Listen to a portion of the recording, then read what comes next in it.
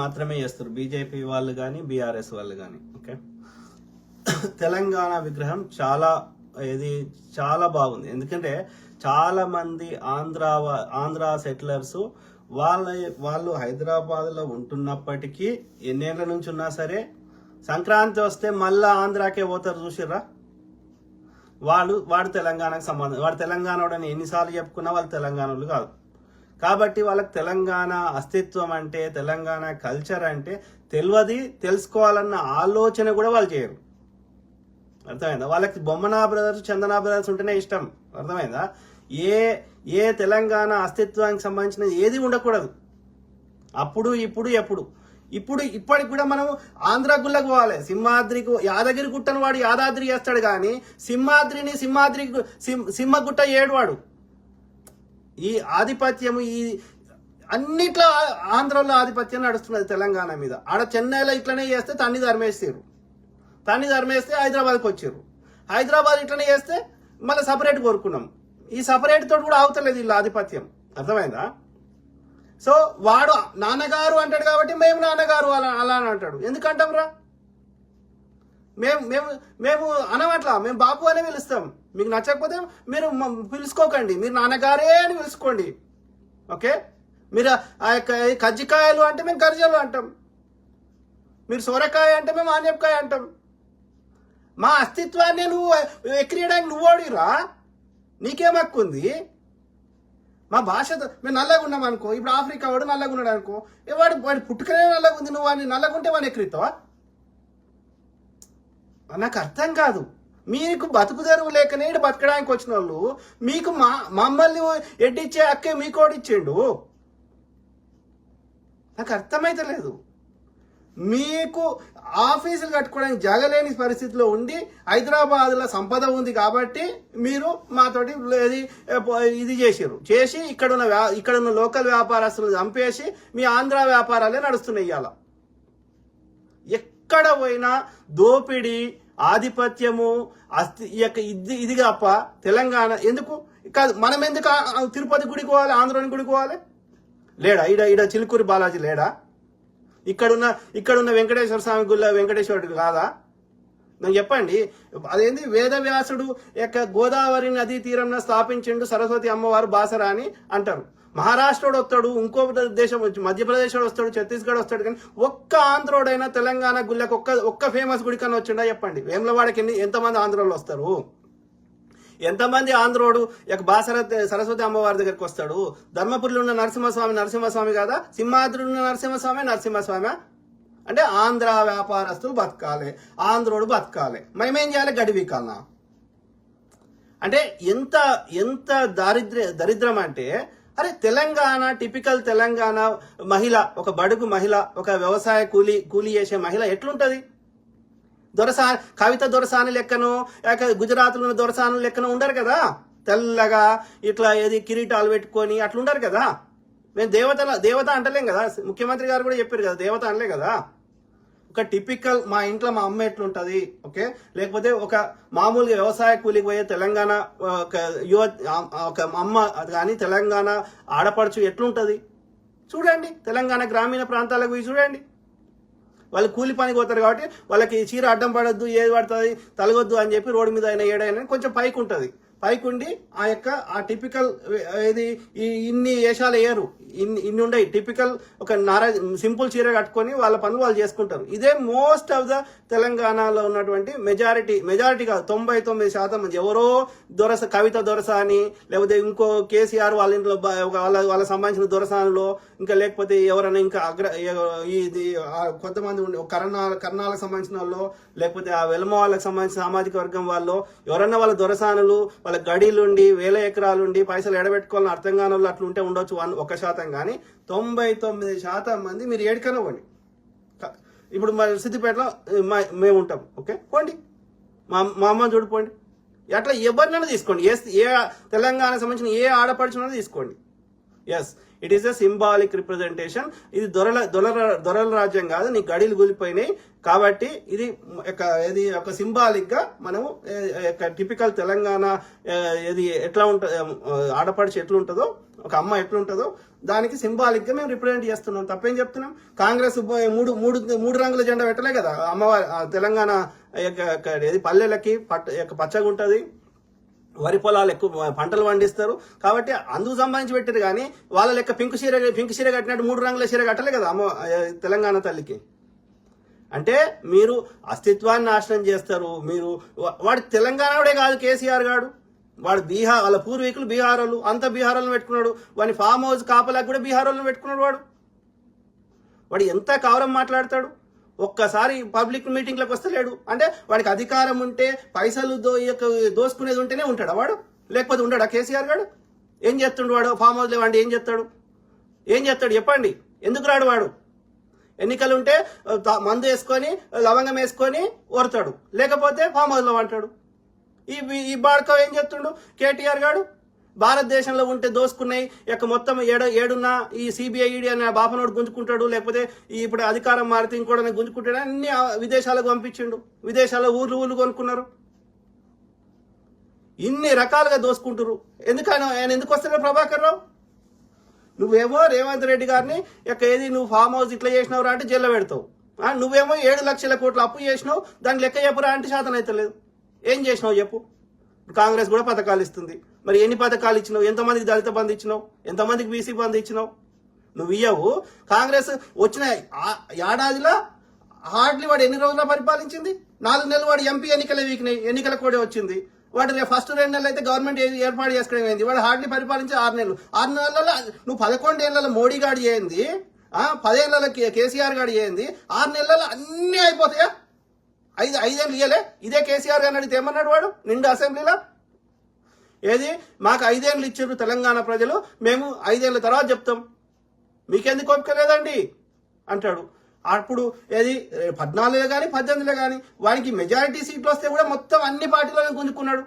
మళ్ళీ ఇవాళ వచ్చేసి వాని పార్టీ వాళ్ళు ఇళ్ళకి వస్తే వేరే అంటే నీకో నీతి పక్కోనికో నీత కాదు. వానికి 80 సీట్లు వచ్చినప్పుడు 103 చేసుకొని 24 సీట్లు 21 సీట్లు కాంగ్రెస్కి ఇస్తే వాటిని 7 సీట్లకు ఏమో చేసిండు.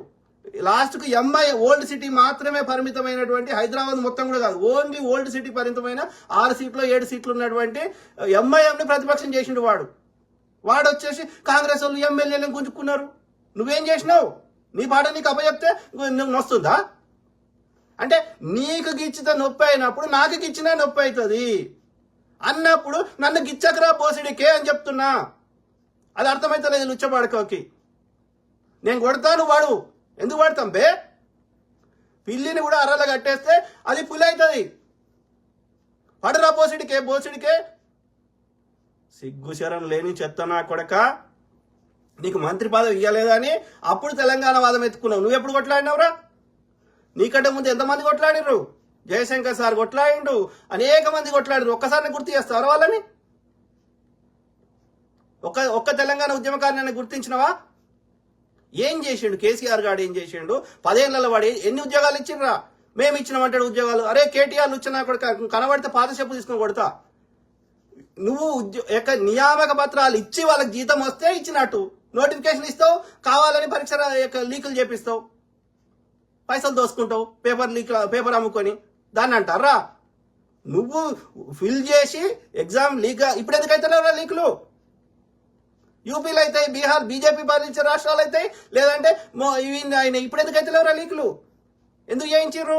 మీరు పైసలు దోసుకున్నారు, మేము దోసుకుంటలేము. అర్థమైందా?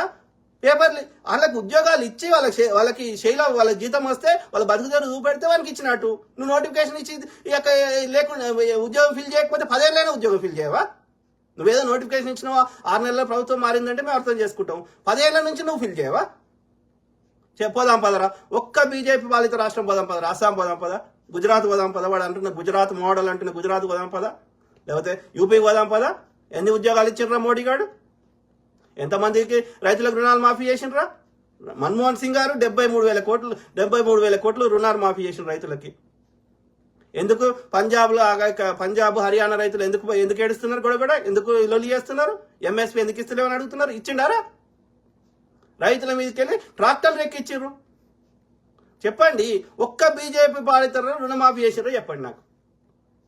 చెప్పండి. మహారాష్ట్ర పోదాం పదా, మధ్యప్రదేశ్ పోదాం పదా. అక్కడ కాంగ్రెస్ ప్రభుత్వాన్ని ప్రజలు ఎన్నుకుంటే కావాలని సిబిఐడి చూపెట్టి ప్రతిపక్షాల దగ్గర పైసలు లేకుండా చేయడానికి వాళ్ళని లోపలేస్తాను బెదిరించి వాళ్ళని అక్కడ ఉన్న ప్రభుత్వాన్ని మారుస్తావు. ఏం చేస్తున్నావు? 1000 సంవత్సరాలు నువ్వే కదరా బాపనోడి, నువ్వే కదరా పరిపాలించింది. క్షత్రియుని యుద్ధానికి వాడుకున్నావు, వైశ్యుని వ్యాపారానికి వాడుకున్నావు, శూద్రులని ముడిగడడానికి వాడుకున్నావు. మళ్ళీ మొత్తం నువ్వే కదరా. అప్పుడు మంత్రిగా ఉన్నది నువ్వే, గుళ్ళ పూజారిగా ఉన్నది నువ్వే, మొత్తం దేశంలో ఉన్న సంపదని గుళ్ళ దాచిపెట్టుకున్నది నువ్వే. ఇప్పుడు పద్మనాభ స్వామి ఆలయం అది నాగబంధనంతో కట్టేసిర్రట. అది ఇస్తే ఏమో నాగపాములు వచ్చి కలిసిపోతాయంట. 1000 సంవత్సరాలు నాగపాము వాళ్ళు బతుకుంటాయారా? అంటే ఆ సంపద ప్రజలకు చెందకూడదు. అందుకని కోర్టుకు పోయి తీర్పులు ఇప్పించుకుంటాడు. ఈ ఆస్తి నాకు చెందాలని ఎవడిచ్చి తీర్పులు ఇచ్చేటాడు వాడు మళ్ళీ ఆ బాపనోడే. సిబిఐ డైరెక్టర్ వాడు ఆ బాపనోడే, ఈడీ డైరెక్టర్ వాడు ఆ బాపనోడే, ఎలక్షన్ కమిషన్ అధికారి వాడు ఆ బాపనోడే. అంటే బాపనోళ్ళ రాజ్యం ఇది. 1000 సంవత్సరాల నుంచి అదే ఉంది, ఇప్పుడు అదే ఉంటుందా? మేమేం చేయాలరా? వాడు చెప్తాడు, అస్సాం ముఖ్యమంత్రి చెప్తాడు, వాడి మనుమ శాస్త్రం రాసిర్రు. ఏమంటాడు వాడు? బ్రహ్మ ముక్కులకేలు వచ్చిండంట వాడు బాపనోడు. ఓకే, అందుకని వాడు బ్రహ్మ ముక్కులకేలు వచ్చిండు కాబట్టి బ్రాహ్మణుడు అయిందంట వాడు. మిగతా వాళ్ళందరూ కింది భాగాల నుంచి వచ్చారు కాబట్టి తొడలకేలు వచ్చిండు కాబట్టి తొడలు మందంగా ఉంటాయి కాబట్టి వాడు వైశ్యుడు అయిందంట. అర్థమైందా? వాడు చెప్తున్నా, నా సొంత కవిత్వం చెప్తలే. భుజాలతోడు కొట్లాడతాడు కాబట్టి వాడు క్షత్రియుడు అయినంట. ఇక మిగతా వాళ్ళందరూ కింది భాగాలకెళ్ళి వచ్చిన వాళ్ళందరూ శూద్రులు, అతి శూద్రులు అంట. కాళ్ళకెళ్ళి వచ్చిన వాళ్ళు, ముడిలకెళ్ళి వచ్చిన వాళ్ళు. ఇది వాడు చెప్పిండు. అయితే వాడు చెప్పిన ధర్మశాస్త్రం ఏంటంటే మిగతా వాళ్ళందరినీ వాడి యొక్క బ్రహ్మ ముక్కులకెళ్ళి వచ్చినోడు ఆ బ్రహ్మ ఎందుకు సృష్టించిండట మిగతా ముగ్గురిని అంటే ఈ బాబను వాడికి సేవ చేయడానికి సృష్టించిండట. సేవ చేయాలంటే వీడు బతుకుండాలి కాబట్టి ఈయనకి 5 కిలోల దొడ్డు రేషన్ బియ్యం ఇస్తాడంట, ఇవి దీని బతికి, లేకపోతే రోటీ ఇస్తాడంట, ఇవి దీని బతికి మా బాబను వాడికి సేవ చేయరా అని చెప్తుండే వాళ్ళ అమ్మడి కొడుకు. అప్పుడెప్పుడో జమాన్లో చెప్పిండంటే అంబేద్కర్ గారు, పూలే గారు, ఇంకా పెరియార్ రామస్వామి గారు, మహాత్మా గాంధీ గారు, అనేక మంది యోధులు కొట్లాడి ఆ బ్రిటిష్ వాడిని నెత్తినోరు కొట్టుకుంటే అనేక ఈ బాపనోడు పెట్టిన మూఢాచారాలు, సతీసాగం అనేక రూపమాపి చేసుకుంటూ వస్తే ఇవాళ ఇంతో అంతో చదువుకొని ఈ స్థాయికి వస్తే లంబి కొడుకు మనసులో పడతలేదు వాడికి. చాలోడు మగ్గం నేస్తాడు, మంగళోడు గడ్డం గీక్తాడు, మాదిగా చెప్పులు కొడతాడు, డప్పు కొడతాడు. బాపనోడు ఏం చేస్తారా? ఒళ్ళు అని ఒక్క పని చేస్తాడా చెప్పండి? గుళ్ళ పూజారి ఏం చేస్తాడు? వాడు పూజారి చేసేది మనకేదో ఫేవర్ చేయడం కదా. వానికి రోగం వస్తే డాక్టర్ దగ్గరికి వస్తాడు, వానికి డబ్బు కావాలంటే మన దగ్గరికి వస్తాడు, వానికి బట్టలు కావాలంటే శాలోన్ దగ్గరికి వస్తాడు. వాని సొంతంగా ఏం చేసుకోలేడు. వాడు మన రోగాలు ఎట్లా తగ్గిస్తాడు, మనకెట్లా మన సమస్యల పరిష్కారం చూపెడతాడు. వాని సమస్యలు వాడు చేసుకోలేనాడు, మనకెట్లా చూపెడతాడు? ఏ మతముడైనా సరే, ఏ పాస్టర్ అయినా సరే, ఏ ఇమాం అయినా సరే, ఏ పూజారి అయినా సరే, వానికే రోగం తగ్గించుకోవడం మనకెట్లా తగ్గిస్తారా అయ్యా? మరి చేయమని చూద్దాం. వాని కొడుకుని పరీక్ష రాయకుండా పాస్ చేయమని చూద్దాం. సాధ్యమా? అది అవుతుందా? కాదు. ఈ బాపనోడు వాడేందుకు పూజారి ఉండాలి, షాలోడు ఎందుకు కావద్దు పూజారి చెప్పండి? ఎందుకంటే వాడు పైసలు కంట్రోల్లో పెట్టుకుంటాడు, వాడికి పని చేసేది లేదు. దాంతోపాటు మనం తుమ్మినా తగ్గినా వాడికి తెలవాలి. మన జుట్టు వాని చేలో పెట్టుకుంటాడు. అందుకని పంచాంగం అంటాడు, లేకపోతే ఇది అంటాడు. ఒక టైం మంచిగా ఉంటుంది, ఇంకో టైం మంచిగా ఉంటుందా? ఈ టైంలో తుమ్మొద్దు అంటాడు, ఈ టైంలో తగ్గొద్దు అంటాడు. అంటే నువ్వు ఏం చేసినా, నువ్వు ఇల్లు కొనుక్కున్నా, బంగారం కొనుక్కున్నా, నువ్వు తుమ్మినా, నీ ఇంట్లో పెళ్ళైనా వానికి తెలవాలి. అంటే నీ జుట్టు వాని కంట్రోల్లో పెట్టుకుంటాడు. వానికి కష్టపడకు 7 పైసలు వస్తున్నాయో వానికి తెలవాలి. తెలిస్తే వాడిని దోస్తీ చేసుకుంటాడు, లేకపోతే వానికి శాపం పెడతాడు, వాడిని బెదిరిస్తాడు, మొత్తం మీద వాని పైసలు పుంజుకుంటాడు. అంటే కూసున్న దగ్గర వాడు చక్రం తిప్పడానికి బాపనోడే పూజారి ఉంటాడు. అది కుట్ర. అర్థమైందా? వాడు వేరే వాడిని కానియాడు. అంటే కంట్రోల్ వేరే వాని దగ్గర ఓనియాడు, వేరే వాడిని జడ్జి కానియాడు వాడు. ఇలా మొత్తం కేంద్ర ప్రభుత్వం తీసుకుందాం, ఏ శాఖ తీసుకుందాం, అన్ని కార్యదర్శులు వాడు బాపనోళ్ళే. మేమేం చేయాలరా? మరి జిఎస్టీ డాక్టర్ మన్మోహన్ సింగ్ గారు 18% చేస్తా అంటే ఈ బాడకో 35%, మొన్నటిదాకా 30 ఉండే, 28% ఉండే, ఇప్పుడు 35 చేసిండు. అంటే నువ్వు 100 రూపాయల వస్తువు అనుకుంటే ఎంత 35 రూపాయలు నేను కట్టాలంట. ఆ 35 రూపాయలు లెక్క అడగొద్దంట మనం. బంగ్లాదేశ్లో హిందువులకి నొప్పి అవుతుందని వీడు ఎడతాడు. ఈడున్న హిందువులను పట్టించుకోడంట ఈ పాడుకోవు. బంగ్లాదేశ్ హిందువుల కోసం ఎడతాడంట వీడు. ఎవ్వరికి రా నీతులు చెప్తున్నది? చెప్పండి. డేటాలు అబద్ధం చెప్పాయి కదా. ఎంత మోడీ పాలనలో ఎంతమంది హిందువులు ధనవంతులయ్యారో చెప్పుర్రి, చెప్పండి. ఒక్క దగ్గరన్నా చర్చకు రాడు. మీ ఎవడు ప్రశ్నిస్తే వాడిని ఇబ్బంది పెడతాడు, వాని ఆర్థిక మూలాల మీద దెబ్బ కొడతాడు, వాని జైల్లో పెడతాడు ఒక ఆధారం లేకుండా. ఎన్నేళ్ళు ఇట్లా నడుస్తుంది? ఎల్లకాలం ఈ బాబునోని మేపుకుంటూ కూర్చోవాలా మేము? వాడు చెప్పింది అయినా మాకెంత తెలివి పెట్టినా మేము నీ లెక్క ఆలోచించగలుగుతాం. మాకు నీ లెక్క 2 కాళ్ళు ఉన్నాయి, 2 చేతులు ఉన్నాయి. నువ్వు మీ అమ్మ కడుపులకి ఎట్లా వచ్చినావో మేము కూడా అట్లనే వచ్చినాం. మీ అమ్మ నాయన కలుపుకుంటే ఎట్లా వచ్చినారో మేము అట్లనే వచ్చినాం. ప్రకృతి నీ మీద ఎండ కొడుతుంది, నా మీద ఎండ కొడుతుంది. నువ్వు చేస్తున్నావు, నేను చేస్తున్నా. ప్రకృతి పరంగా ఎక్కడ డిఫరెన్షియల్ లేను. నువ్వోడి బాడుకో మా మీద ఆధిపత్యం చేయడానికి. సిగ్గుశరం ఉండాలి అన్నం తింటే. మళ్ళీ వాడే కర్మ సిద్ధాంతం చెప్తాడు. కర్మ సిద్ధాంతం చెప్పినాడు శ్రీకృష్ణ భగవాన్ నీకు చెప్పలే బాబునానికి? నీకు వర్తించదా కర్మ సిద్ధాంతం? కాదు, ఎన్నికలు పెట్టింది ఎందుకురా? ధర్మబద్ధంగా ప్రజలు ఎవరికి ఓటేస్తారో దాన్ని లెక్క పెడతారు. నిజంగా అది న్యాచురల్ గా గెలిస్తే, ప్రజలు విశ్వాసాన్ని పూరకొని, ప్రజల యొక్క ప్రేమను చూరకొని గెలిస్తే అది గెలుపు అంటారు. దానిలో తృప్తి ఉంటుంది. అట్లా కాకుండా మోసం చేసి గెలిపితే అలా తృప్తి ఎక్కడిదిరా? దానికి ఎన్నికలు ఎందుకు? ఆ ఎన్నికల ఖర్చు కూడా బొక్క. నువ్వే రాసుకో, నేనే ఉంటా భూమి ఉన్నంతకాలం అని రాసుకో, అయిపోయింది కదా. ఎన్నికలు ఎందుకు బొక్క? ఆ ఎన్నికలపై ఖర్చులన్న మీకు దోసుకో. ఇక మేము మాకు 5 కిలో బియ్యం అయ్యా మేము తిని బతుకుతామంటాం. పాడుకో. చెప్పండి మిత్రులు, ఆనెస్ట్గా అడుగుతున్నా. నేను చదువుతాం మీ కామెంట్లు. కాదు, వీడు 6 నెలల పాలనలో వాడు 56,000 ఉద్యోగాలు ఇచ్చిండు. ఓకే, ఏది రైతు రుణమాఫీ వాడు 1,00,000 రూపాయలు అందరికీ ఏకకాలం చేస్తా అంటే అయిపోయేది 2 లక్షలు అన్నాడు. డబుల్ చేసిండు. మొన్న 18,000 కోట్లు ఇచ్చిండు, ఇప్పుడు 3,000 కోట్లు ఇచ్చిండు. మొత్తం 21,000 కోట్లు ఒక్క 6 నెలల పాలనలో వాడు ఇచ్చిండు. ఎక్కడి నుంచి ఇస్తాడు? ఎక్కడి నుంచి ఇస్తాడు? వాడు కేసీఆర్ గారు చేసిన 7 లక్షల కోట్ల అప్పుకి మిత్తి అసలు కట్టుకుంటూ పోతే వాడు మోడీ గారు 200 లక్షల కోట్ల అప్పు చేసిండు. 50 లక్షల కోట్ల బడ్జెట్ల 20% మనం మిత్తి కడుతున్నాం బ్యాంకులకి. ఏది మోడీ గారు 14 ప్రధానమంత్రులు 64 ఏళ్ళు చేసిన అప్పు 56 లక్షల కోట్లు అయితే ఈ ఒక్కడొచ్చి దాదాపు 200 లక్షల కోట్ల అప్పు చేసిండు. ఇది 20% బడ్జెట్ మిత్తికి పోతున్నది. వాడు వచ్చేసి నీతులు చెప్తున్నాడు. ఈ కేసీఆర్ గారిని చేలో పెట్టినప్పుడు మొత్తం అంతమంది ఉమ్మడి ఆంధ్రప్రదేశ్, అంతకుముందు తెలంగాణ అందరు ముఖ్యమంత్రులు కలిస్తే ఎంత 72,000 కోట్ల అప్పు చేస్తే కేసీఆర్ గారు వచ్చినాక 7 లక్షల కోట్ల అప్పు చేసిండు. ఎవడు కట్టాలి? అసలు వాడు కట్టాలి, మిత్తోడు కట్టాలి.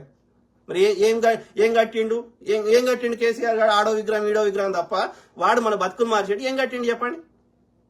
కాళేశ్వరం దేశంలో 7 ఎన్నికలైనా వాడు ప్రధాని కావాలని ఆశపడి దేశంలో 7 ఎన్నికలైనా ఆడ ఫండింగ్ కోసం అని దోసుకున్నాడు.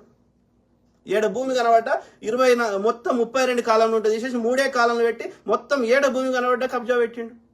మళ్ళీ వాడి ఇవాళ నీతులు చెప్తాడు ఎందుకు? చెప్పండి. కేసీఆర్ గారు ఇచ్చిన హామీలన్నీ ఎన్ని నెరవేర్చిండు?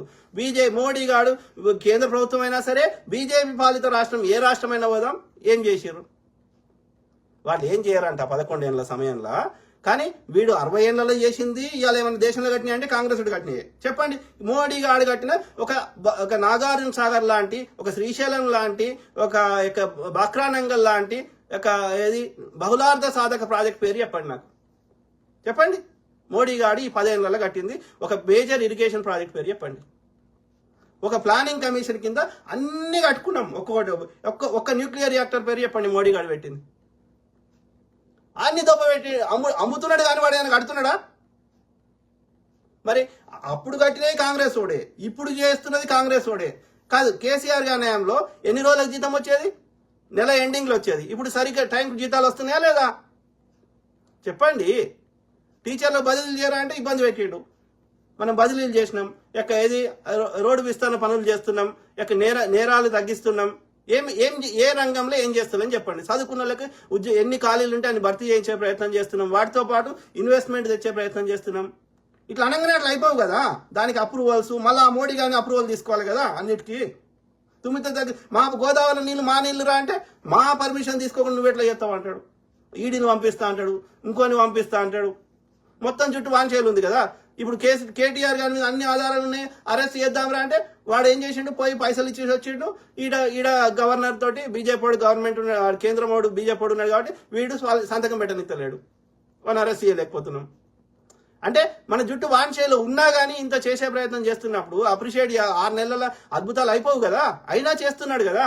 వాడు రాగానే ఫ్రీ బస్ ఇచ్చిండు కదా. పేదవాళ్ళకి ఫ్రీగా కరెంట్ ఇస్తుండు కదా, పేదవాళ్ళకి ఫ్రీగా సిలిండర్ ఇస్తుండు కదా, ఇంకా చేస్తా అని అంటున్నాడు కదా. ఏది రైతులకి అదేది వాడు దేనికి పడితే దానికి శెల్కకి గిల్కకి అన్నిటికీ ఇచ్చాడు కదా వాడు రైతు భరోసా. సంక్రాంతి నుంచి ఇస్తా అంటుండు కదా, ఓపిక పట్టాలి. ఇప్పుడు 2 లక్షలు ఇచ్చిన దానికెళ్ళి వాడు కేసీఆర్ గారు 4 విడతలు చేసి ఎన్ని ఇచ్చిండు? మొత్తం 10 ఏళ్లలో 17,000 కోట్లు ఇచ్చిండు. మనమేమి ఇచ్చినాం? ఒక్క సంవత్సరంలో 21,000 కోట్లు ఇచ్చినాం. మరి వాళ్ళు ఇచ్చినట్టు కదా రైతు భరోసా. అయినా ఇస్తా అంటుండు కదా, ఓపిక లేదా? నేను ఎన్నికల ముందు చెప్పినా ఇప్పుడు చెప్తాను, 2 ఏళ్ళు టైం ఇవ్వను రాయ్యా, 2 ఏళ్లలో ఏం చేసిండు ఏం చేయలేదు అప్పుడు ఇంకో ఏడాది తర్వాత మనం లెక్కలేద్దాం, వాడు ఏం చేసిండు ఏం చేయలేదు అని లెక్కలేద్దాం. ఓపిక పట్టండి. మనం ఏదైనా ఇప్పుడు ఇంటిగ్రేటెడ్ స్కూల్కి కడదామంటే ఇవాళ అనగానే రేపు తయారు కాదు కదా, కొంచెం టైం పడుతుంది కదా. 2 ఏళ్ళు టైం ఇవ్వండి. వానికి 10 ఏళ్ళు ఇచ్చింది కేసీఆర్ గానికి, వానికి 11 ఏళ్ళు ఇచ్చారు మోడీ గానికి, వీనికి ఒక 2 ఏళ్ళు ఆగితే ఏమైంది? 5 ఏళ్ళు ఇచ్చారు కదా ప్రజలు. 2 ఏళ్ల తర్వాత చూద్దాం వాడు ఏం చేసిండు ఏం చేయలేదు అన్ని లెక్కలేద్దాం. చెప్పండి. వాడు కేసీఆర్ గాడు టైంకి కొన్నాడు బియ్యం? మనం కొనే ప్రయత్నం చేస్తున్నాం కదా. వాడు వ్యాపారస్తులు ఇబ్బంది పెడితే కొంచెం లేట్ అయింది, అయినా అన్ని చేసే ప్రయత్నం చేస్తున్నారు. దానికి సంబంధించిన ప్రాసెస్ ఇంకేమైనా ఉంటే అది మనమే కొనుక్కొని వేరే దేశాలకు ఇంకెక్కడికైనా అమ్ముకునేటట్టు చేస్తే ఆ వ్యాపారస్తుల మీద డిపెండెంట్ కాకుండా అది ఇంకా బెటరు. ఏం చేయాలన్నా దానికి సంబంధించిన గోదాములు కట్టుకోవాలి, దానికి ఒక కమిటీ వేయాలి, కమిటీ సిఫారసు మేధావుల యొక్క సలహాలు తీసుకోవాలి. అది ఒక ప్లానింగ్ కమిషన్ ద్వారా అట్లా చేసేటోళ్ళం ఒక సిస్టమేటిక్గా. ఇప్పుడైనా అది చేయాలి. మనం ఏది పడుతుంది నిర్ణయం తీసుకొని మళ్ళీ నష్టం చేసుకోకుండా మేధావులతో కమిటీ చేసి ఆ సంబంధించిన సబ్జెక్ట్ మ్యాటర్ ఎక్స్పర్ట్స్ తోటి మనం వాళ్ళ సలహాలు తీసుకొని కమిటీ చేస్తే కమిటీ వేయడానికి టైం పడుతుంది, వాళ్ళ యొక్క రిపోర్ట్ ఇవ్వడానికి టైం పడుతుంది, నిర్ణయం తీసుకోవడానికి టైం పడుతుంది, నిర్ణయం తీసుకున్నాక దాని ఫలితాలు రావడానికి టైం పడుతుంది. కాబట్టి ఒక 2 ఏళ్ళు టైం ఇవ్వండి రాయ్యా, చాలా వరకు మంచిగా జరుగుతుంది, ఇంకా జరుగుతుంది. Have patience. చెప్పండి. నేను అబద్ధం ఆడితే, నేను తప్పు చెప్తే, బీజేపీ పాలిత రాష్ట్రం కానీ మోడీ గారి పాలనలో ఏం చేసిరు? మతం పొద్దుగాలైతే మతం చుట్టూ తిప్పుతాడు. ఏం చేయాలి? మతం ఏం చేయమంటావు? ఆ మతం రిలేటెడ్ మేమే కదా బువ్వ పెట్టేది, మాకేమొస్తుంది? నువ్వు మతం రిలేటెడ్ ఉంటే హిందువుల దగ్గర ట్యాక్స్ తీసుకోకు, జిఎస్టీ తీసుకోకు. హిందువులకి ఓన్లీ నీకు మతమే ఉంది కదా, హిందువుల మీద ఏది నీకు హిందువులు అంటే అత్యంత ప్రేమ ఉంది కదా, హిందువుల దగ్గర ట్యాక్స్ తీసుకోకు. చెప్పండి రా, జిఎస్టీ మేము హిందువుల దగ్గర తీసుకోమని చెప్పండి. మా దగ్గరనే ఎక్కువ దోస్తాయి. ఆ జిఎస్టీ దోషింది కాకుండా మళ్ళీ గుళ్ళకి వస్తే మా దగ్గర పడుతుంది. ఆ గిళ్ళకి వచ్చిన పైసలు ప్రభుత్వం ఉండొద్దంట, ఈవో ఉండొద్దంట. కాబట్టి వాళ్ళకి వచ్చిన బాబనోడే దోసుకోవాలి. కాబట్టి ఏది చర్చిలకి మసీదులకి ఎట్లయితే వాళ్ళ వచ్చేది తక్కువ ఉంటుంది, ఎందుకంటే వాళ్ళ జనాభా తక్కువ ఉంది కాబట్టి వాళ్ళు వచ్చిన పైసలు వాళ్ళే తీసుకుంటున్నట్టు ఆ ఇమాంలో ఇంకోరో పాస్టర్లో అట్లా ఈ గుళ్ళకి వచ్చేటి కూడా మేమే బాపనోళ్ళని తీసుకుంటాం, వెనకటికి అట్లనే దోసుకుంటున్నాం. ఇప్పుడు ఈవో అని పెట్టి దేవాదాయ శాఖ పెట్టి నువ్వెంత తీసుకుంటున్నావు అడుగుతున్నారు వాళ్ళు. అంటే వీని దోపిడికి అంతు ఎక్కడనున్నదా? పనిచేయవు. పొద్దుగాలు వేస్తే అబద్ధాలు చెప్తావు, ఒక ఆధారం చూపెట్టరా అంటే చూపెట్టవు, ఒక సైంటిఫిక్ టెంపర్ ఉండదు, ఒక ల్యాబ్కు పంపిద్దాంరా అంటే అనవు, స్వర్గం అంటావు, 700 చూపెట్టరా రాకెట్ పంపిద్దామంటే చెప్పవు, ఎక్కడ చర్చకు రావు. ఎన్నేళ్ళు ఇట్లా మమ్మల్ని టార్చర్ చేస్తావు? నేను తప్పు మాట్లాడితే బీఆర్ఎస్ మంచిగుంటే ఏం చేసిందో బీఆర్ఎస్ చెప్పండి, చర్చిద్దాం. లేదు బీజేపీ కాంగ్రెస్ కంటే మంచిగా చేస్తే చెప్పండి, చర్చిద్దాం. కాంగ్రెస్ అన్ని చేసే ప్రయత్నం చేస్తుంది. అప్పటికంటే ఇప్పుడు చాలా బాగున్నారు. అనేక మంది రైతులు మాట్లాడుతున్నారు, యువకులు మాట్లాడుతున్నారు. ఎంతమంది కానిస్టేబుల్ ఉద్యోగాలు వచ్చినాయి, ఎంతమంది సంతోషాన్ని వ్యక్తపరుస్తున్నారు, వాళ్ళ తల్లిదండ్రులు, ఎంతమంది డిఎస్సీ అభ్యర్థులు సంతోషాన్ని వ్యక్తం చేస్తున్నారు. చెప్పండి. ఇట్లా బీజేపీ పాలనలో చేసిర్రా? ఒక్క బీజేపీ పాలన యూపీ గోదాం పద గొడగొడ ఏడుస్తున్నారు ఉద్యోగాలు లేక. చిన్న కానిస్టేబుల్ కూడా వాడు ఫిల్ చేస్తలేడు. అట్లా ఏది బీఆర్ఎస్ పాలనలో ఎన్ని ఉద్యోగాలు ఫిల్ చేసిండు? అట్లా నువ్వు ఏ రంగమన్నా తీసుకోండి, ఉద్యోగాలే కాదు ఏ రంగమన్నా తీసుకోండి, దోసుకోవడం తప్ప. రోడ్లు ఎత్తున్నారు, నార్త్ ఇండియాలో అన్ని కూలిపోతున్నాయి. చిన్న ముసరికి ఎందుకు కూలిపోతాయి? క్వాలిటీ మెయింటైన్ చేస్తలేరు. ఎందుకు మెయింటైన్? బ్రిడ్జ్లు కూలిపోతున్నాయి. ఎందుకు కూలిపోతున్నాయి? క్వాలిటీ మెయింటైన్ చేస్తలేరు. క్వాలిటీ ఎందుకు మెయింటైన్ చేస్తలేరు? దోసుకోవాలి కాబట్టి. క్వాలిటీ మెయింటైన్ చేయకపోతే దోసుకుంటావు. ఓకే, అది కూలిపోతే మళ్ళీ కట్టడానికి మళ్ళీ టెండర్ పిలుస్తావు కాబట్టి మళ్ళీ దోసుకుంటావు. మరి మధ్యలో ప్రాణాలు ఎవరు పోతున్నాయి? ప్రజలవి. మధ్యలో పైసలు ఎవరు వేస్ట్ అవుతున్నాయి? ప్రజలవి. నీ కావు కాబట్టి నీకు నొప్పి అయితే లేదు. ఇక్కడ తెలంగాణ అట్లా అవుతున్నాయా? అట్లా చేస్తున్నామా? నాగార్జున సార్ ఎప్పుడు కట్టినాం? ఎప్పుడు కూలిపోయింది? కాళేశ్వరం కూలుతుంది, కానీ అది కూలుతలేదుగా. నాగార్జున సార్ శ్రీశైలం కట్టినాం, ఎప్పుడు కూలింది? కడెం ప్రాజెక్ట్ ఎప్పుడు కట్టినాం? అది అప్పుడు నిజాం అప్పుడు స్వతంత్ర ఆ యొక్క 47 ఆ టైంలో కట్టినరు. ఇప్పుడు కొంచెం దానికి ఇది అవుతుంది. అయినా ఇప్పటికి కూడా పనిచేస్తున్నాయి అవి. నువ్వు కట్టిన ఏడాదికి గుంతాయిరా, ఎందుకంటే దోసుకున్నావు. నువ్వే ఇంజనీర్ అయినావు. చెప్పండి మిత్రులారా. సంపత్ పటేల్ యాడున్నా సరే ముచ్చట మారది. ఆడుంటే మారుతుంది, ఈడుంటే ఆడున్నా మాట్లాడియర్రి. అర్థమైందా? ముచ్చటైతే మారదు కదా బ్రదర్. సంపత్ పటేల్ నీకు దమ్ము ఉంటే, ఓకే, నీకు దమ్ము ఉంటే ఏది బీఆర్ఎస్ ఏం బీకింది, బీజేపీ ఏం బీకింది, కాంగ్రెస్ ఏం బీకుతుందో చెప్పండి. పసుపు బోర్డు అన్నాడు, ఏదిరా? ఏది పసుపు బోర్డు? కాజీపేట కోచ్ ఫ్యాక్టరీ ఏదిరా? బయ్యారం ఉక్కు పరిశ్రమ ఏదిరా? ఏడాది 2 కోట్ల ఉద్యోగాలు అన్నాడు ఏదిరా? నల్లధనం తెస్తానన్నాడు ఏదిరా? చెప్పండి. ఏం చేసిండు మోడీ గారు? తెలంగాణ ఏర్పాటునే అసెంబ్లీలో పార్లమెంట్లో అవహేళన చేసిండు. తల్లిని చంపినమాట, బిడ్డను బతికిచ్చిర్రట. ఎవడు తల్లి, ఎవడు బిడ్డ? ఈ ఆంధ్ర తెచ్చుకొచ్చినాం మేము. మాకు తిరుపతిలో వచ్చే సంపాదన మేము ఎత్తుకొచ్చుకున్నాం. అక్కడ తీసుకోరు కానీ ఇక్కడ మేము తెచ్చుకోలే. వాడు వ్యాపారం చేసి మన తెలంగాణ దోసుకోవడానికి ఇడ పెట్టుకున్నాడు అన్ని హాస్పిటల్, ఇంకోటి టీవీ స్టేషన్లు. పొమ్మని మేమే పెట్టుకుంటాం. ప్రతి ఆంధ్ర వెళ్ళిపోమని మేమే పెట్టుకుంటాం తెలంగాణ. వీడు రాకముందు లేకుండే తెలంగాణ పైసలు ప్రింట్ చేసేది ఉండే, ఆయుధాలు తయారు చేసేది ఉండే, 4 ఎయిర్పోర్ట్లు ఉండే, ఆల్విన్ వ్యాచ్ ఉండే, అక్కడ వస్త్రాలు తయారు చేసేది ఉండే వరంగల్లా, అక్కడ ఆదిలాబాద్లో కాగజ్ పేపర్ మిల్లు ఉండే. ఎన్ని పరిశ్రమలు మూత పెట్టిండు వీడు. నిజాం షుగర్స్ వీడు వచ్చి ఆంధ్రోడు వచ్చి కట్టించిండా? నిజాం షుగర్స్ దక్షిణ మధ్య రైలు ఆంధ్రోడు వచ్చి పెట్టిండా? చెత్త బాడకవులు. మీకు తినడానికి తిండి లేక మా దగ్గరకు వచ్చి మమ్మల్ని అంటారు రాగి ముద్దలు, ఇంకో సంగటి ముద్దలు, ఇంకో ముద్దలు తినేటోళ్ళు. మాకోడరా మీరు చెప్పేది? చెత్త బాడకవులు దోసుకోవడానికి వచ్చి మళ్ళీ మమ్మల్ని ఎడ్డిస్తారు. చెప్ బ్రదర్. సంపత్ పటేల్ యాడున్నా సరే ముచ్చటైతే మారదు కదా, రైట్? నువ్వైనా ముచ్చట యాడున్నా. ఇప్పుడు అమెరికాలో ఏమవుతుందో చూస్తావు కదా. బీబీసీ న్యూస్ తెలుగుని పెట్టుకున్నాడు వాడు ఛానల్. మరి బీబీసీ ఉంది, మరి ఆ ఛానల్ చూస్తావు కదా. అమెరికాలో ఏదో సెనేట్ మీద దాడి జరిగితే మోడీ ఎందుకు ట్వీట్ చేస్తాడు? అరే మీడియా వచ్చినాక ఇవాళ కాదు కరీంనగర్ లేదో అయితే హైదరాబాద్ నాకు ఎట్లా తెలుస్తుంది?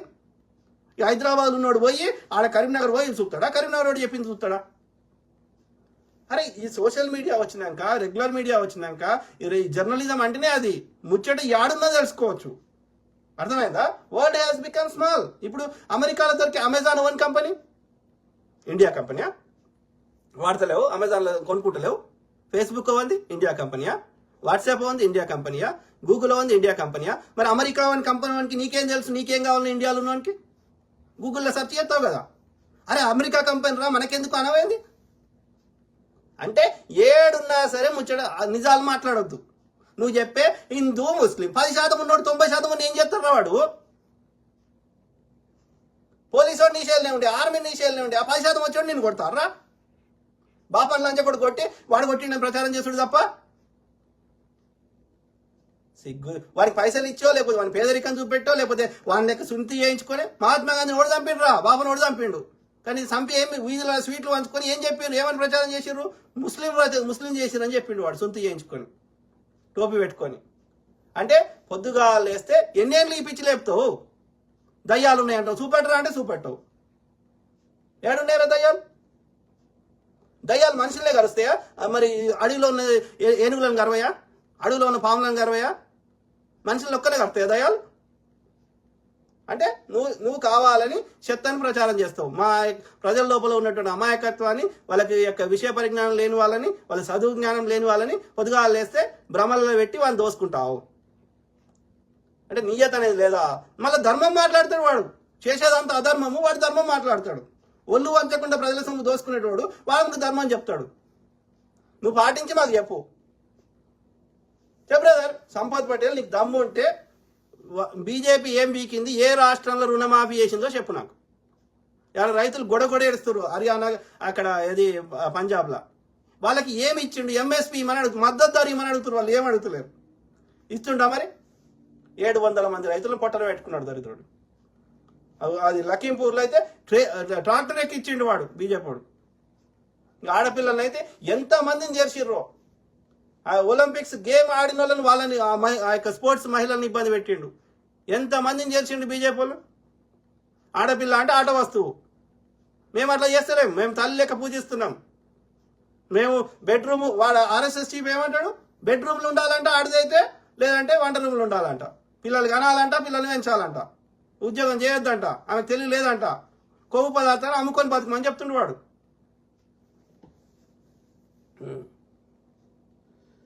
ఎవరు పుట్టపాక నాగరాజు. సోనియా గాంధీ తెలంగాణ ఇవ్వకపోతే మనకు మోడీ ఇచ్చేవాడా, తల్లి కడుపు సల్లగుండా మనకు తెలంగాణ ఇచ్చింది. Correct brother, 100%. ఆమె మాట ఇచ్చింది 2004లో, ఆ మాటని ఆమె కార్యరూపం దాల్చి చూపెట్టింది. లేకపోతే ఈ ఆంధ్రలో ఇందిరాగాంధీ గారు ఇద్దామన్నా ఇయనీయలేదు ఈ ముండ కొడుకులు. అర్థమైందా? అయినా ఆంధ్రాల పార్టీ చచ్చిపోతుందని తెలిసినా ఆమె భయపడకుండా మనకు తెలంగాణ ఇచ్చింది. బీజేపీ ఓటు ఇచ్చేది ఉంటే ఎప్పుడో ఇచ్చేటాడు. కాకినాడలో తీర్మానం చేసిండు, 1 ఓటు 2 రాష్ట్రాలు అన్నాడు వాడు. మరి ఎవడు ఆపిండు? బీజేపీ ఓడు బిల్లు పెడతా అంటే కాంగ్రెస్ ఓడు ఆపిండా? చెప్పండి. 10 ఏళ్ల తర్వాత పార్లమెంట్లో తల్లిని చంపినాము బిడ్డను బతికించినాము అని చెప్తున్నాడు వాడు మోడీ గాడు. వాడు గట్ల ఇంటోడు ఎట్లిస్తాడు, గీడు ఇత్తలేడు ఈ ముండ కొడుకు, వీడు అన్ని అబద్ధాలు ఆడుతుండ అని చెప్పి ఆ విజయశాంతి, ఆల నరేంద్ర ఎవడో ఉంటే ఆ బీజేపీకి వెళ్ళి బయటకు వచ్చి సొంత పార్టీలు పెట్టుకున్నారు. వాడు ఎట్లిచ్చేటోడు? ఎవరికి చెప్తున్నారు? ఈడ హైదరాబాద్ సంపద ఉంది దోసుకుందామంటే అవి చెప్తుండ్రు వాడు ఇప్పుడు. అర్థమైందా? దొంగ ముండా కొడుకులు ఎక్కడున్నా సరే మాట్లాడతావు కదా సంపత్ పటేల్. నీకు దమ్ము ఉంటే నిజం మాట్లాడు. డాక్టర్ మన్మోహన్ సింగ్ గారు మాక్సిమం జీఎస్టీ 18% చేస్తా అన్నాడు. జీఎస్టీ కాన్సెప్ట్ ప్రతిపాదించిందే డాక్టర్ మన్మోహన్ సింగ్ గారు, అత్యంత మేధావి. ఆయనకి ఆయన పేరు మీద పిహెచ్డి వాళ్ళకి, గ్రాడ్యుయేట్స్ కి పట్టాలు ఇస్తారు ఇప్పటికీ ఆక్స్ఫర్డ్ యూనివర్సిటీలో. అయితే అంతకుముందు గూడ్స్ మీదనే ట్యాక్స్ ఉండే, సర్వీసెస్ మీద లేకుండే. సో అందుకని ఆయన గూడ్స్ అండ్ సర్వీసెస్ 2 కలిపి ట్యాక్స్ ని ప్రతిపాదించిండు. అత్యంత మేధావి. ప్రభుత్వానికి పైసలు ఉంటేనే ఏమైనా మనం పథకాలు ఏమైనా చేస్తుందని. కానీ దాని మ్యాక్సిమము చాలా వాటికి 0% పెట్టిండు, ఎగ్జామ్షన్ పెట్టిండు. తర్వాత మ్యాక్సిమం 18% చేస్తుంటే ఈ ముండకొడుకు వచ్చి అసలు అది తప్పు, ఈ మోడీ అప్పుడు ప్రతిపక్షంలో ఉన్నప్పుడు అది తప్పు, అది జిఎస్టీ అది వేస్ట్ అన్నాడు. అధికారం రాగానే 28% చేసిండు 18%. 0% ఉంటే పాలు, పెరుగు, బట్టల మీద కాంగ్రెస్ ట్యాక్స్ తీసుకోలే. వీడు వచ్చేసి 0 ఉంటే 5 చేసిండు, 5 8 చేసిండు, 8 12 చేసిండు, 12 18 చేసిండు, 18 28 చేసిండు. ఇప్పుడు 28 చేసిండు. ఇప్పుడు ఏం చేస్తుండు? 28ని 35 చేస్తున్నాడు. ఎట్లా బతకాలి? వాడు ₹1,00,000 సాఫ్ట్వేర్ ఇంజనీర్ సంపాదిస్తే 35,000 నువ్వే తీసుకుంటువి. ఏది ఇన్కమ్ ట్యాక్స్. మళ్ళీ ఇంకో ₹35 మళ్ళీ జిఎస్టీ తీసుకుంటువి. వాడు ఎట్లా బతకాలి? ఇక మొత్తం నువ్వే వాడు తీసుకున్నాక వాడు 20,000తో బతకాలనా? ఇక వాడు ఎందుకు పని చేస్తాడు? నేనే ఖాళీగా ఉంటా, నాకు దొడ్డు రేషన్ బియ్యం బతుకుతా. ఇంకా గర్వంగా చెప్పుకుంటాడు 80 కోట్ల మంది నా పరిపాలనలో దొడ్డు రేషన్ తినడానికి ఆ స్థాయికి దిగజారినని చెప్తుండు. అంటే దేశంలో ఉన్న 80% మందిని పేదోళ్ళని చేసినా అని ఘనకార్యం చెప్పుకుంటుండు వాడు సిగ్గుశరం లేకుండా. ఉన్న పైసలను తీసుకొని అదాని అంబానీ పొక్కలు దాచిపెట్టుకుంటాడట వాడు. అప్పుడు ఇక వాని చేత కంట్రోల్లో పెట్టుకొని అట్లా ఇక మొత్తం రాజ్యం వెళ్తా, లేకపోతే ఎన్నికలలో ఫ్రాడ్ చేస్తా, ఇది చేస్తా అని మొత్తం పైసలను తీసుకొని గుజరాతీ వ్యాపారాల పొక్కలు పెట్టుకుంటుండ్రు వాడు. అమెరికా ప్రభుత్వాలకి, అమెరికాలో ఉన్నటువంటి రీసెర్చ్ ఇన్స్టిట్యూట్లకు కనిపిస్తాయి అదాని తప్పులు, కానీ ఈ బీజేపీ వాళ్ళకి కనిపించాయి. ఒక్క ఈడీవాడు అదాని మీద ఎందుకు తీసుకోడరా? ఎవరో మీదనో చర్యలు తీసుకుంటాడు ఈడీవాడు, ఇన్కమ్ ట్యాక్స్ వాడు. అదాని మీద ఎందుకు తీసుకోడు? ఒక్క బీజేపీ నాయకుల మీద ఎందుకు తీసుకోడు? ఒక్క గుజరాతీ వ్యాపారం మీద ఎందుకు తీసుకోడు? వీడు 100 తప్పులు చేస్తే వాడు ఒకటైనా తప్పు చేస్తాడు కదా బీజేపీ వాడు. దానిలోనే అర్థమవుతుంది కదరా. సంపత్ పటేల్ యాడున్నా మాట్లాడతా. ఓకే, నీకు దమ్ము ఉంటే సబ్జెక్ట్ మాట్లాడు. దాన్ని డిస్ట్రాక్ట్ చేయడానికి ఆడున్నావు అని మాట్లాడిర్రా. ఆడున్నాడు మాట్లాడిర్రి, వాళ్ళని ఇబ్బంది పెట్టకురి. యాడున్నా మాట్లాడతావు. అయితే ఏంది బ్రదర్ సంపత్ పటేల్, నేను ఓసీ గీసీ కాదు, ఇక్కడ న్యాయము అన్యాయము మాట్లాడుతున్నాం. ఓకే, బాపనోళ్ళలో కూడా మంచి వాళ్ళు ఉంటే వాళ్ళని నేను అందరు బాపనోళ్ళని ఒకటే ఘాటినే పెడతలేం మనం. ఓకే, ఇప్పుడు కందుకూరి వీరేశలింగం పంతులు అంటే ఆయన ఉన్నాడు. ఓకే, ఆయన తిడతలేం. అంబేద్కర్ గారి గురువు గారు ఆయన అంబేద్కర్ ఏదో ఉన్నాడు, ఆయన తిడతలేమే. రాజా రామ్మోహన్ రాయ్ ఒక బాపన ఉన్నాడు, తిడతలేమే. బాపనోళ్ళలో మంచి వాళ్ళని తిడతలేము, వాళ్ళ పర్సంటేజ్ తక్కువ ఉంది. కానీ మెజారిటీ బాపన్ నా కొడుకులు చాలా మంది గలీజ్ నా కొడుకులు ఉన్నారు. ఓకే, అది మఠాలలో కావచ్చు, గుళ్ళలో కావచ్చు, లేదా బీజేపీ పార్టీ సంకనాక్తున్న వాళ్ళు కావచ్చు, కేంద్ర ప్రభుత్వంలో పరిపాలన చేస్తున్న వాళ్ళు కావచ్చు, చాలా మంది నీతి నియమం లేకుండా ఆధిపత్యము దోపిడీ చేస్తున్నారు. అట్లాంటి చెడ్డ బాపనోళ్ళని తిడుతున్నాం, కానీ ఆ 5-10% మంచి బాపనోళ్ళని నేను తిడతలేను. సింపుల్. మాకు పొద్దుగాలు వేస్తే పుస్తకాలలో అంత చెత్త అబద్ధాలు చరిత్రకి దూరంగా వక్రీకరించిన వాళ్ళని తిడుతున్నాం. ఆడ వాస్తవం వేరుంది. బుద్ధిజాన్ని హిందూయిజం అని ప్రచారం చేసి అసలు బ్రాహ్మణిజాన్ని హిందూయిజం రెండు ఒకటి కాదు. హిందూ దేశంలో లేదా సింధు దేశంకి ఆవతలో ఉన్నటువంటి అన్ని ఆచారాలు వ్యవహారాలు వస్తే దాన్ని బుద్ధిజము లేదా హిందూయిజము లేదా సింధుయిజం అన్నారు. బాపనోడు చేసేది మన ధర్మము, బ్రాహ్మణిజము, సనాతన ధర్మము, దానికి హిందూయిజానికి సంబంధం లేదు. వాడు కజకిస్తాను, పర్షియా అక్కడి నుంచి వాడు తెచ్చుకున్నాడు. వాడు ఎల్లగొడితే ఇక్కడికి వచ్చాడు, బతుకుదరు లేక వచ్చిండు. వాడు చెప్పే సనాతన ధర్మం అంతా ఆ ధర్మమే. బాపనోడు పైన ఉండాలని చెప్తాడు అంతే. అలా ముచ్చట మొత్తం నువ్వు ఏ పుస్తకంలో చదువు అంతే ఉంటుంది. శంభుకుని ఎందుకు చేసి ఎందుకు చంపిర్రా, ఏకలవిని ఏలెందుకు తీసిర్రా చెప్తారా ఎవడనా? మొత్తం అలా ఋషులందరూ బాపనోళ్ళు ఎందుకుంటారా ఎవడని చెప్తాడా? ఎవ్వడు చెప్పాడు.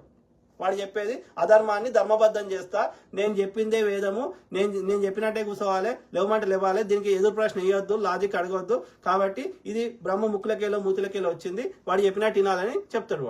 వీడు చెప్పినట్టు వినాడు కాబట్టి పైనుంచి వాడు చెప్పిండు అంటే వీడిని అధర్మాన్ని ధర్మబద్ధం చేస్తున్నాడు. ఇక లాజికల్ క్వశ్చన్ అడగకూడదు అంటే వాడి అధర్మాన్ని మనం పాటించాలని చెప్తున్నాడు. తోలు తీస్తాం బిడ్డ. నేను కులం పేరు మీద ఎవరిని దూషిస్తలేను, కానీ ఒక కులంలో మెజారిటీ గాడిద కొడుకులు ఉన్నప్పుడు అనాల్సి వస్తుంది. Majority counts. మైనారిటీ 5 మంది 10 మంది షెడ్యూల్ ఉంటే దాన్ని మొత్తం కులానికి ఆపాదించాము. కానీ 60 మంది 70 మంది 90 మంది ఆ కులంలో షెడ్యూల్ పాడుకోవాలి ఉంటే అనాల్సి వస్తుంది, తప్పదు. ఆ 5-10% వాళ్ళని అంటలేం మనం, కానీ ఆ కులంలో మెజారిటీ ఉన్న వాళ్ళని అంటాం, బరాబర్ అంటాం. మరి బీజేపీని ఎందుకు మళ్ళీ మళ్ళీ గెలిపించారన్న, మరి రాహుల్ గాంధీ గారు కూడా బాపనోడే కదా అన్నా. ఓకే, సో నేను చెప్పిన బాపనోళ్ళ గురించి చెప్పిన, ఏది మంచి బాపనోళ్ళని తిడతలేను, మెజారిటీ చెడ్డ బాపనోళ్ళను వాళ్ళు తిడుతున్నా. ఎందుకు గెలిపించారు, ఆడ గెలిపించారు, మోసం చేసి గెలవడానికి దాన్ని గెలిపెట్లా అంటారు? నువ్వు ధర్మబద్ధంగా అన్యాయం చేయకుండా ఈవీఎంలలో నువ్వు ఆల్రెడీ ఈడీ సిబిఐ అని వాని పార్టీలను గిలగొట్టి నీ పార్టీలు తెచ్చుకొని అట్లా చేసి పైసలు వంచి అనేక రకాలుగా మోసం చేసి అది చాలదని మళ్ళీ ఈవీఎంలలో మోసం చేయబడుతుంది. ఎన్నికల ప్రాసెస్నే మోసం చేయబడుతుంది. అలా అదనంగా ఓటింగ్ పర్సంటేజ్ చెప్తలేడు. ఇవన్నీ బయట చేసేది వేరు. వాడిని ప్రలోభ పెడుతున్నావా, ఇంకోటి చేస్తున్నావా, దానికి అట్టుకుంటారు, ఎంతమంది అట్టుకుంటారు, అది ఇంకో ముచ్చట. అది ఎలక్షన్ కమిషన్ చర్యలు తీసుకోవాలి, అది తీసుకుంటలేదు. అది కాకుండా మిషన్లనే మోసం చేయబడుతుంది. అప్పుడు 60% వస్తుంది, తెల్లారితే 80% వస్తుంది. ఎట్లా వస్తుంది? ఆ ఊర్లో చెప్తున్నారు, మేము ఒక్కడు కూడా ఓటు వేయలేదని చెప్తున్నారు బీజేపీకి, కానీ మొత్తం ఓట్లు బీజేపీకి ఎట్లా వస్తాయి? ఆడ ఆంధ్రప్రదేశ్లో అదే పరిస్థితి, మహారాష్ట్రలో అదే పరిస్థితి, ఆడ కాశీలో అదే పరిస్థితి, వారణాసిలో వేసిన ఓట్లేని నీకు వచ్చినాయి ఎన్ని? ఎందుకు లెక్క చెప్పవు? ఎందుకు గడికోసారి పర్సెంటేజ్ మారుతాయి? నువ్వు ఆ ప్రాసెస్నే దొబ్బపెట్టినాక ఎందుకు ఎన్నికలు ఎందుకు? నువ్వు ధర్మబద్ధంగా ఎన్నికలు పెట్టినప్పుడు అప్పుడు ఎవడొచ్చిండు ఎవడు రాలేదనేది, నిజంగా ప్రజలు ఓటేసిరో లేదనేది లెక్క పెడదాం. నువ్వు ఎన్నికల ప్రాసెస్నే దొబ్బపెట్టి నీకు నచ్చినట్టు వేసుకొని ప్రజలు ఎందుకు ఓటేస్తలేరంటే నిజమా? అది 15 రాష్ట్రాలు ఉన్న ప్రజలు ఎన్నుకున్న ప్రభుత్వాలు ఎందుకు కూల్చినావు చెప్తావా? అరుణాచల్ ప్రదేశ్లో ఎవరిది ఉండే? కాంగ్రెస్ ఉండే. గోవాలో ఎవరిది ఉండే? కాంగ్రెస్ ఉండే. మహారాష్ట్రలో ఉద్ధవ్ ఠాక్రే కాంగ్రెస్ ఉండే. అట్లా ఎన్నో రాష్ట్రాలు ఉండే. ఎందుకు తీసేసినావు? ప్రజలు ఎన్నుకుంటారు కదా. నువ్వు 5 ఏళ్ళు ఆగినాక ఎన్నికలైనప్పుడు ఎన్నికలలో ఎవరు ఓటేస్తారో వేచి చూడనుంటివి. నువ్వెందుకు తీసేసినావు మధ్యలో? ప్రజలు ఎన్నుకున్న నిర్ణయాన్ని ఎందుకు సిబిఐ ఈడీ అడ్డం చూపెట్టి లేకపోతే వాళ్ళని కర్ణాటకలో ఏం చేసినావు? ఎమ్మెల్యేని ఎత్తుకుపోయి అస్సాంలో దాచిపెట్టినావు. నువ్వు ప్రజలు ఎన్నుకున్న ప్రాసెస్నే దెబ్బపెట్టి ప్రజలు ఎన్నుకుంటలేరంటే అంటే పొద్దుగాలేస్తే అబద్ధాలు చెప్తావా? అసలు అన్నమే తింటున్నావా, గడ్డి తింటున్నావా? నియత అనేది లేదా? మళ్ళీ నీతులు చెప్తాడు వాడు, అధర్మము ధర్మము అని చెప్తాడు వాడు. దరిద్రం ఉండా కొడుకు. అది మిత్రులారా, మాట్లాడుతూనే ఉందాం.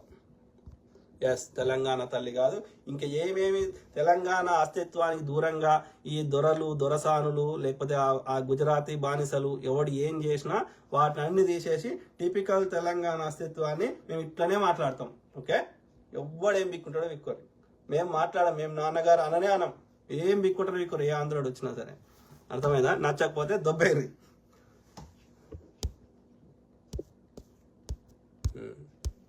పుట్టబాక నాగరాజు. రాను రాను మోడీ గారు చాలా దిగజారిపోతున్నాడు. ఎన్నికలు రాగానే ఇప్పుడు మళ్ళీ అమెరికా ఇన్ని దేశాలు తిరిగిండు బ్రదర్, నాగరాజు బ్రదర్.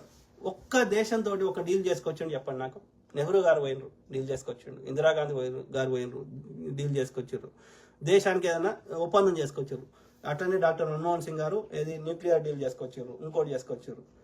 ఇప్పటి వరకు మోడీ నేను విశ్వగురు ఇది అది అంటాడు. ఏ దేశంతో మన దేశానికి ఏం డీల్ చేసుకొచ్చిండో చెప్పు. ఆయన సొంతంగా అవార్డులు తీసుకున్నాడు, లేకపోతే అదానికి కాంట్రాక్ట్లు ఇప్పించడం తప్ప ఏం చేసిండు? మనకి ఐక్యరాజ్య సమితిలో పర్మనెంట్ మెంబర్ చేయాలి మనకి. ఓకే, ఐదుగురు ఉన్నాయి కదా. అందులో మరి భారతదేశాన్ని ఎందుకు అప్పుడు డాక్టర్ మన్మోహన్ సింగ్ గారు శతవిధాలు ట్రై చేశారు, కానీ అప్పుడు అధికారం పోయింది.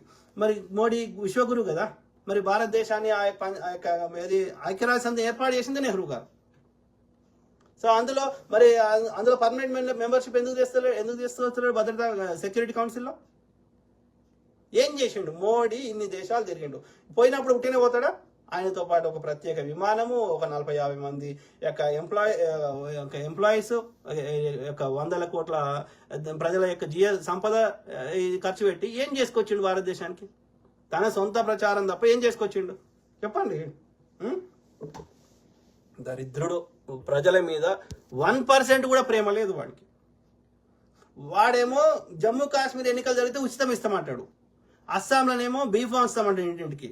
కానీ కాంగ్రెస్ ప్రజలకు ఏదైనా వాళ్ళ దారిద్ర్య రేఖ నుంచి పైకి తెచ్చే ప్రయత్నం చేస్తే ఉచితాలు అంటాడు. నువ్వు చేస్తేనేమో ఈ సంసారం అంటాడు, అదే పని కాంగ్రెస్ చేస్తే వ్యభిచారం అంటాడు. ప్రజలంతా ఇడ్డలు కాదు కదా. ఇప్పుడు మళ్ళీ అమెరికా మన పైన దాడికి సిద్ధంగా ఉంది అని అంటాడు. ఏదో ప్రచారం అమెరికాకు వెళ్ళి ట్రంప్ నా ఫ్రెండ్, ఎవడేం చేయడు బ్రదర్. అమెరికా వాడైనా ఎవడైనా వాడికి మన దేశంతో అవసరం ఉంది, మన జనాభా ఎక్కువ ఉంది, వాడు తయారు చేసిన వస్తువులు మన దేశంలో అమ్ముకోవాలి. కాబట్టి వాడు మోడీ ఉన్నా, ఇందిరాగాంధీ గారు ఉన్నా, ఇంకెవరున్నా సరే మన దేశ జనాభా, దేశం అంటే ప్రధానిని చూసి వాడు నిర్ణయాలు చేయరు. మన దేశంలో ఉన్న ప్రజలు వాళ్ళ యొక్క అవసరాలు ఇవన్నిటి పరిగణలోకి తీసుకొని చేస్తారు. ఎస్, మన దగ్గర మేధో సంపత్తి ఉంది, ఇంటెలిజెంట్ పీపుల్ ఉన్నారు. అనేక దేశాల వాళ్ళకి మన యొక్క ఇంటెలిజెన్స్ అవసరము, డాక్టర్లు, ఇంజనీర్లు, సాఫ్ట్వేర్ ఇంజనీర్లు, ఇంకోటి. కాబట్టి వాడికి ఆ రకంగా అవసరము. వాడు తయారు చేసిన వస్తువులు అమ్ముకోవడానికి జనాభా ఎక్కడిది? అంత జనాభా ప్రపంచంలో ఎక్కడుంది? కాబట్టి వాడు ఇలా ఐఫోన్ తయారు చేసిండు. ఐఫోన్ ఏడు అమ్ముకుంటాడు వాడు? ఎన్ని దేశాలు కలిస్తే ఒక భారతదేశ జనాభా అవుతుంది? కాబట్టి ఇంత జనాభాకి ఐఫోన్ అమ్ముకోవాలంటే వాడు భారతదేశంతో దోస్తీ చేసుకోవాలి, తప్పదు. ఇప్పుడు అమెరికా వాడు ఇన్ని ఆయుధాలు తయారు చేసిండు, మనం రష్యా నుంచి కొనుక్కుంటున్నాం. అమెరికా వాడు తయారు చేసిన ఆయుధాలు ఏం చేసుకుంటాడు వాడు? వాళ్ళందరూ వాడుకొని కూడా ఎక్సెస్ ఉన్నాయి. ఏం చేసుకుంటాడు వాడు? బోయింగ్ వాడు విమానాలు తయారు చేసిండు. ఏం చేసుకుంటాడు వాడు? అమెరికా పెద్ద ఎక్కువ జనాభా ఉన్న దేశంగా, భారతదేశం ఎక్కువ జనాభా ఉన్నది. ఇప్పుడు అమెరికాలో 33-35 కోట్ల మంది జనాభా, భారతదేశం 140 కోట్ల మంది, 4 రెట్లు ఎక్కువ ఉన్నది జనాభా. మరి అంటే నీకు భారతదేశం బిగ్ మార్కెట్ ఉంది కదా, మరి ఎందుకు అన్ని కంపెనీలు ఎందుకు అమ్ముతున్నారు? వాడు బోయింగ్ వాడు కావచ్చు, పెప్సీ వాడు కావచ్చు, ఇంకోటి కావచ్చు, గూగుల్ వాడు కావచ్చు, ఫేస్బుక్ వాడు కావచ్చు. ఎందుకంటే జనాభా ఎక్కువ ఉంది కాబట్టి. ఎస్, కాబట్టి అక్కడ మోడీ ఉన్నా సరే, గోడి ఉన్నా సరే, ఇంకోటి ఉన్నా సరే మనతో దోస్తీ చేసుకుంటున్నాడు. అలా మోడీ గొప్పతనం ఏమున్నది? ఏమీ లేదు. అది భారతదేశ ప్రజల యొక్క గొప్పతనం. అర్థమైందా? కాబట్టి ఆడ మంచివాడిని కూర్చొని పెడితే మనకు మంచి జరుగుతుంది.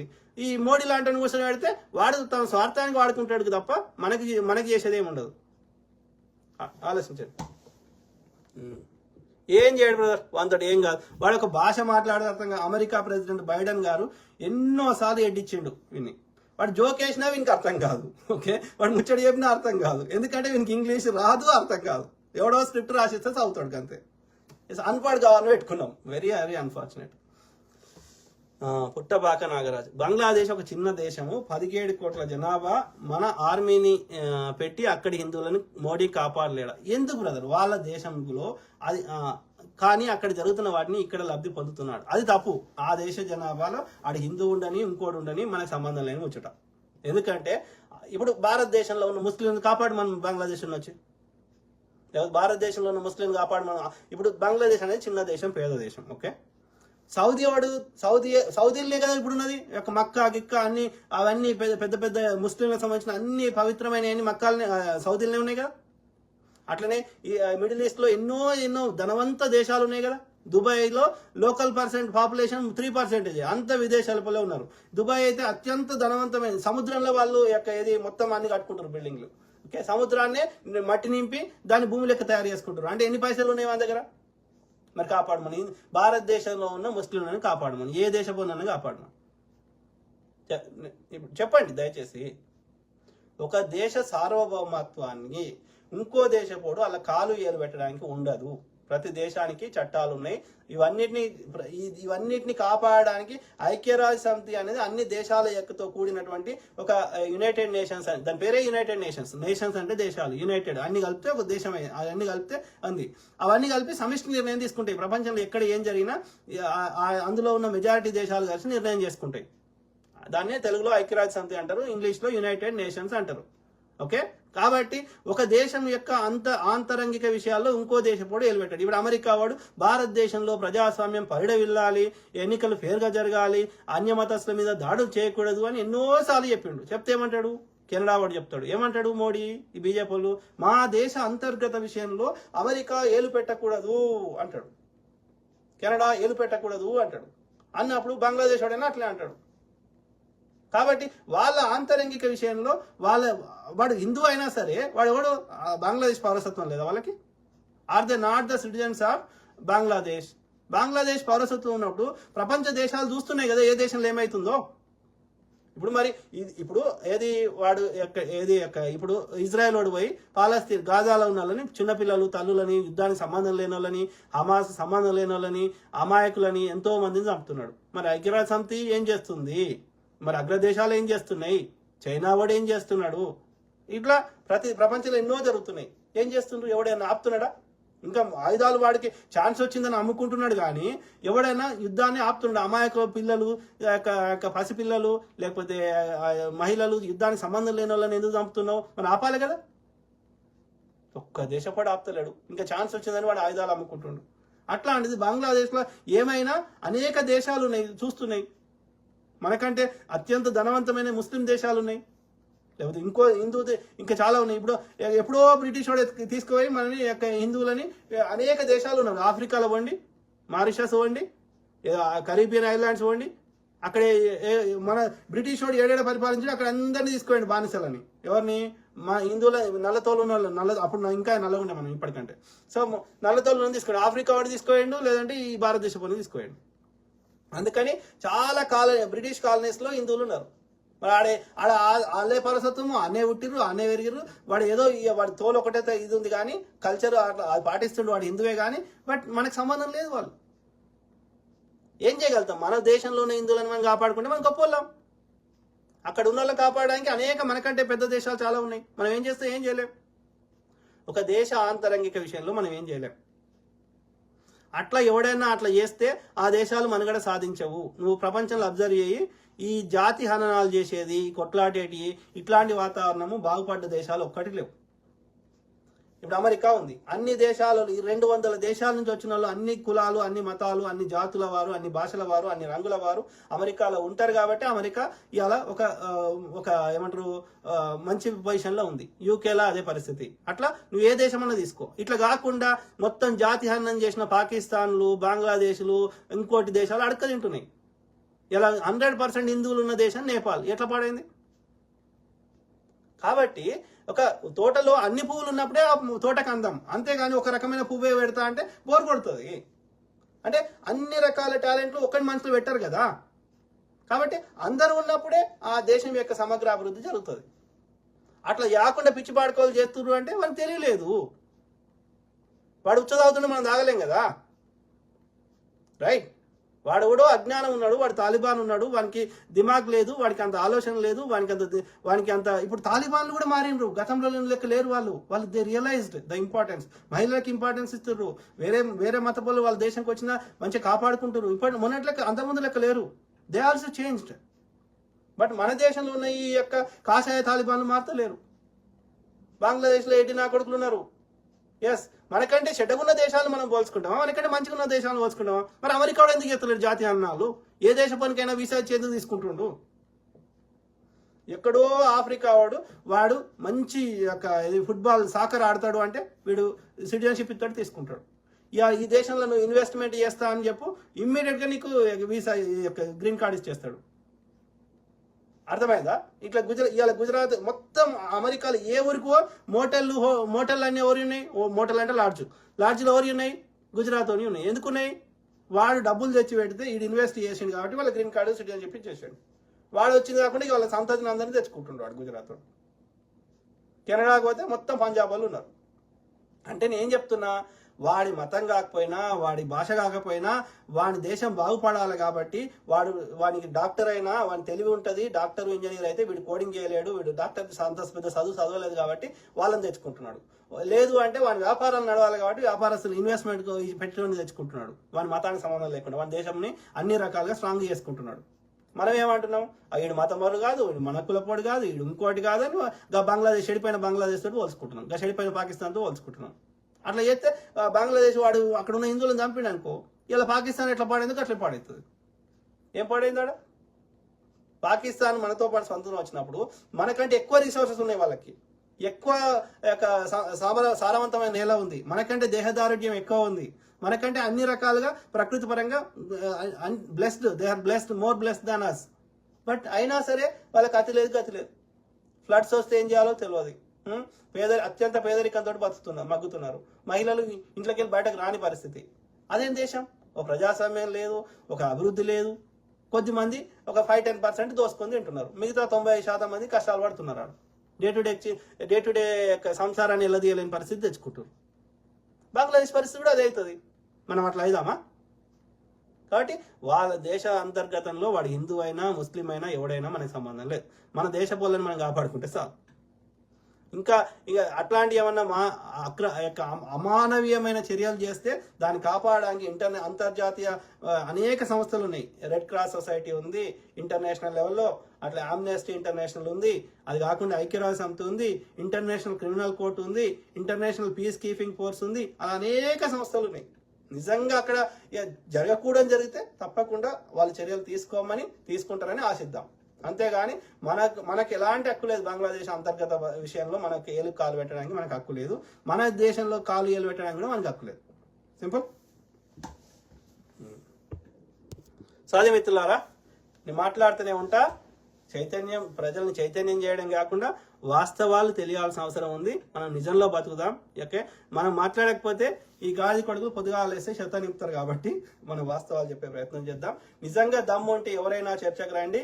నేను ఫేస్బుక్ లైవ్ లో మీరు మాట్లాడండి. ప్రజలు కూడా వినండి. మీరు ఎవడు చూడకుండా ఎవడు చూడక ముందు అందరు నిద్రపోయినప్పుడు ఏదో పిచ్చి కామెంట్ పెట్టి పారిపోతా, ఫేక్ ఐడి తోటి కామెంట్ పెట్టి పారిపోతా అంటే ఎందుకు రా? నేను మాట్లాడుతున్న లైవ్ లో నువ్వు కూడా కనెక్ట్ గా యాక్సెప్ట్ చేస్తా, లైవ్ మాట్లాడు. ప్రజలకు తెలియదు నేను కరెక్ట్ చెప్తున్నా, మీరు కరెక్ట్ చెప్తున్నా, ప్రజలు నిర్ణయిస్తారు. ఎందుకు దొంగ లెక్క కామెంట్, ఫేక్ ఐడి తోటి కామెంట్ పెట్టి ఎందుకు పారిపోతావు? ఎందుకంటే నీకు తెలుసు నువ్వు చెప్తున్న విషయంలో దమ్ము లేదు కాబట్టి నేను పారిపోతలేను. నేను ఎప్పుడైనా చర్చకు సిద్ధం. నిజాన్ని తట్టుకోలేరు కాబట్టి వ్యక్తిగతంగా ఇబ్బంది పెట్టే ప్రయత్నం చేస్తారు. సిగ్గుశరం ఉండాలి. అన్నం తింటారు కదరా, భూమి ఉన్నంత కాలం బతకరు కదా, చచ్చిపోయేది కదా, చచ్చిపోయేటప్పుడు ఏం తీసుకోవాలి కదా. మరి ఉన్న రోజులు మంచిగా బతుకుతే అయిపోతుంది కదరా. వీడిని దోసుకొని ఏం చేసుకుంటావు? వాడైనా వదిలేసిపోయేదే, నువ్వైనా వదిలేసిపోయేదే. వెనకట రాజులు రాజ్యాలు ఇలా ఏడునేరా మట్టిలో కలిసిపోయి, ఏడునే వెతుక్కునే పరిస్థితి. మట్టిలోకి వెళ్ళి వచ్చినాయి, మట్టిలో కలిసిపోయినాయి. మనమైనా మట్టిలోకి వెళ్ళి వచ్చినా మట్టిలో కలుస్తాం.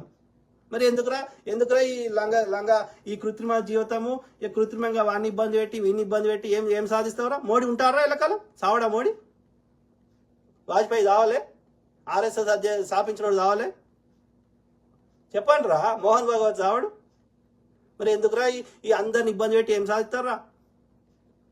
కదా బంగారం భూమిలోనే ఉండే కదా. నువ్వు నాగబంధనం వేసి పెట్టిందేడా భూమిలోనే కదా. అయిపోయా. సింపుల్. సో అది మిత్రులారా, కీప్ టాక్ మాట్లాడుతూనే ఉంటా. సర్వే జన సుఖినో భవంతు. God bless all. Take care. Good night. Bye.